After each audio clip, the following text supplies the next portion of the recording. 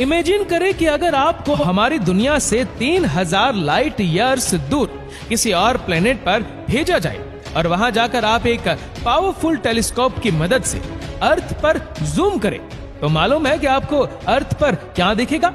हैरत अंगेज तौर पर आपको अर्थ का वो दौर नजर आएगा जो आज से 3000 साल पहले हुआ करता था, यानी वह दौर जब एंशिएंट इजिप्शियन पिरामिड बनाया करते थे। इसका मतलब ये हुआ कि ये पावरफुल टेलीस्कोप आपके लिए एक टाइम मशीन का काम करेगा। बेशक आप 3000 साल पहले वाले अर्थ पर जा तो नहीं सकेंगे, लेकिन आप उसको देख जरूर सकेंगे।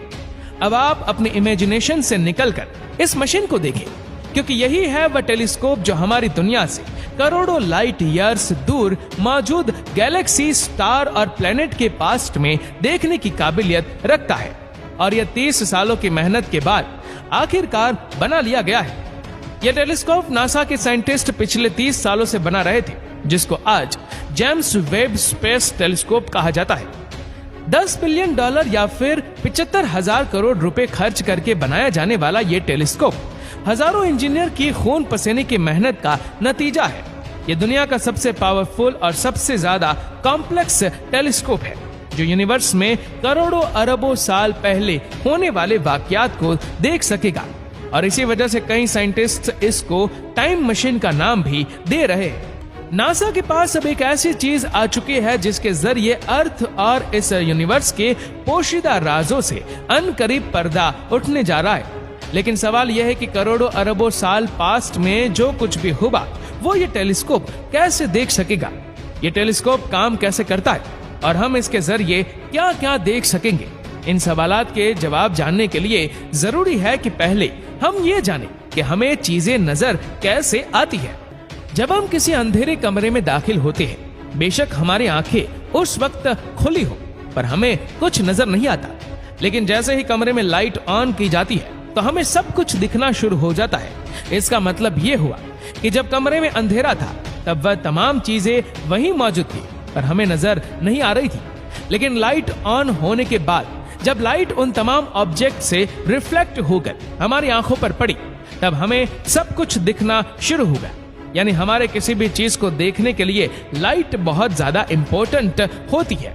लाइट जो कि 3 लाख किलोमीटर पर सेकंड की स्पीड से ट्रेवल करती है, उसको एक छोटे से कमरे के अंदर फैलने में तो जरा सी भी देर नहीं लगती, लेकिन जब यही लाइट हमारी इतनी बड़ी यूनिवर्स में फैलती है तो जाहिर है इसको भी एक जगह से दूसरी जगह जाने में टाइम लगता है। चांद और अर्थ के दरमियान तकरीबन 3,84,000 किलोमीटर का फासला है। सूरज की रोशनी चांद से टकराकर जब अर्थ तक पहुंचती है तभी हमें चांद नजर आता है, और यह रोशनी चांद से अर्थ तक पहुंचने में 1.25 सेकंड लगाती है। इसका मतलब यह हुआ कि जो चांद हम देख रहे होते हैं वह असल में चांद का 1.25 सेकंड पुराना वर्जन होता है। ये तो रहा चांद जो अर्थ से काफी करीब है। दूर जो चमकता तारा आप देख रहे हैं ये है सैटर्न, जो कि हमारे ही सोलार सिस्टम का एक प्लेनेट है। अर्थ से लेकर सैटर्न तक का फासला करीब 160 करोड़ किलोमीटर है। लाइट जो कि 3 लाख किलोमीटर पर सेकंड की स्पीड से ट्रेवल करती है, इसको सैटर्न से अर्थ तक आने में पूरे 5,333 सेकंड या फिर 1.5 घंटा लग जाता है। यानी सैटर्न जो कि हम अर्थ से देख रहे होते हैं, ये असल में सैटर्न का 1.5 घंटे पुराना वर्जन होता है। अगर इस वक्त सैटर्न टूटकर 2 टुकड़े में भी हो जाए तब भी हमें 1.5 घंटे तक ये ऐसे ही दिखता रहेगा। तो यानी कि कहा जाए कि हम सैटर्न के पास्ट में देख रहे होते हैं तो ये भी गलत नहीं होगा। स्पेस साइंटिस्ट और एस्ट्रोनॉमर्स स्पेस में डिस्टेंस को किलोमीटर्स में नहीं बल्कि लाइट ईयर या फिर लाइट आवर में नापते हैं। स्पेस में लाइट 1 घंटे तक ट्रेवल करने के बाद जितना भी फासला तय करेगी उस फासले को 1 लाइट आवर कहा जाता है। और अगर यही लाइट स्पेस में 1 साल तक ट्रेवल करने के बाद जितना भी फासला तय करेगी उस फासले को 1 लाइट ईयर कहा जाता है। जैसा कि आपने जाना कि सैटर्न से अर्थ तक लाइट को आने में 1.5 घंटा लगता है, तो हम ये भी कह सकते हैं कि सैटर्न अर्थ से 1.5 लाइट आवर दूर है। अब हम चलते हैं अपने सोलर सिस्टम से भी बाहर। यूनिवर्स बहुत बड़ी है, इतनी बड़ी कि इस तस्वीर में जो आप गैलेक्सी देख रहे हैं ये है मिल्की वे गैलेक्सी। और इस गैलेक्सी में जो ये छोटा सा डॉट आप देख रहे हैं यहाँ कहीं है हमारा सोलर सिस्टम। ये मिल्की वे गैलेक्सी 1,25,000 लाइट ईयर जितनी फैली हुई है। यानी हमारी गैलेक्सी के एक कोने से दूसरे कोने तक लाइट को पहुंचाने में पूरे 1,25,000 साल लग जाएंगे। लेकिन हैरान करने वाली बात यह है कि ऐसी कई सारी गैलेक्सी इन पूरे यूनिवर्स में मौजूद है, पर हमारी आंखें उनको देख नहीं सकती। वह इसलिए क्योंकि इतना दूर होने की वजह से उनकी लाइट इतनी डीम है कि हमारी आंखें उस लाइट को कैप्चर नहीं कर सकती। लेकिन फिर भी अगर इन गैलेक्सीज और इनमें मौजूद प्लैनेट्स को देखना हो तो फिर इस्तेमाल किया जाता है टेलीस्कोप का। टेलीस्कोप के अंदर कर्व शेप का मिरर लगा होता है जो थोड़ी सी भी लाइट को एक पिन पॉइंट फोकस पर रिफ्लेक्ट करता है, जिससे बहुत धीमी लाइट भी मल्टीप्लाई हो जाती है। जो टेलीस्कोप जितनी ज्यादा लाइट इकट्ठी कर पाएगा वह उतनी ज्यादा चीजों को स्पेस में देख सकेगा।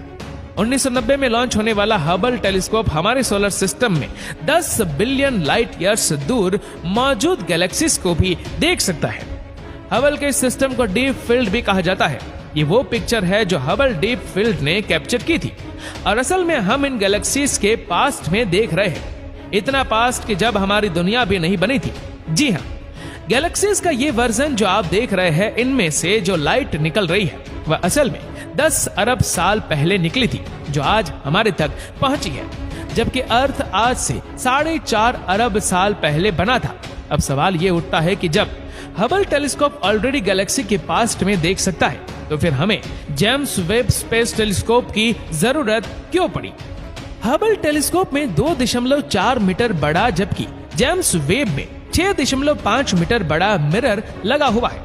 हबल टेलीस्कोप इंसान की आंखों से 100 गुना ज्यादा लाइट इकट्ठा करने की काबिलियत रखता है, जबकि जेम्स वेब स्पेस टेलीस्कोप इंसान की आंखों से 10 लाख गुना ज्यादा लाइट इकट्ठा कर पाएगा।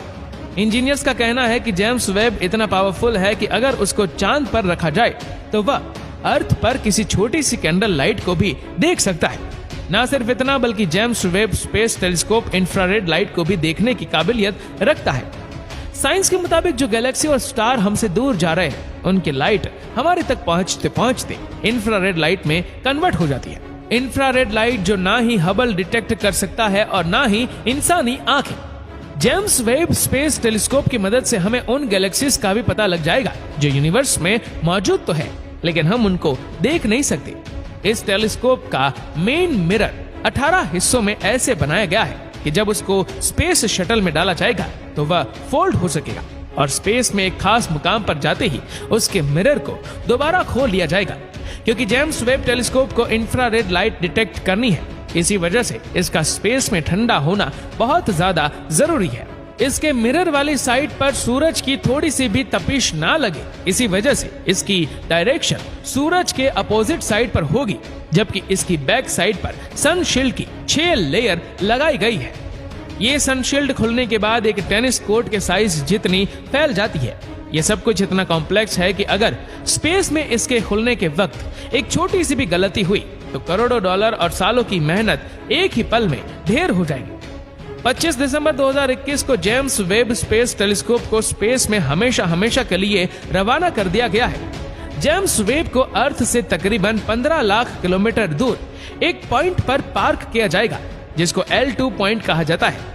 नासा के एस्टिमेट के मुताबिक 25 जनवरी 2022 को यह टेलीस्कोप L2 पॉइंट पर पहुंच जाएगा और अगर सब कुछ प्लान के मुताबिक चलता रहा तो L2 पहुंचते ही जेम्स वेब टेलीस्कोप अपना काम शुरू कर देगा। दोस्तों, आशा करते हैं कि वीडियो आपको पसंद आई होगी। आपको ये वीडियो कैसी लगी नीचे कमेंट करके जरूर बताएगा और अगर आपको वीडियो अच्छा लगा हो तो वीडियो को लाइक करेगा, शेयर करेगा ज्यादा से ज्यादा लोगों तक और ऐसी ही और भी रोचक जानकारियों के लिए सब्सक्राइब करें हमारे YouTube चैनल को और Facebook पर फॉलो करें हमारे पेज को। धन्यवाद।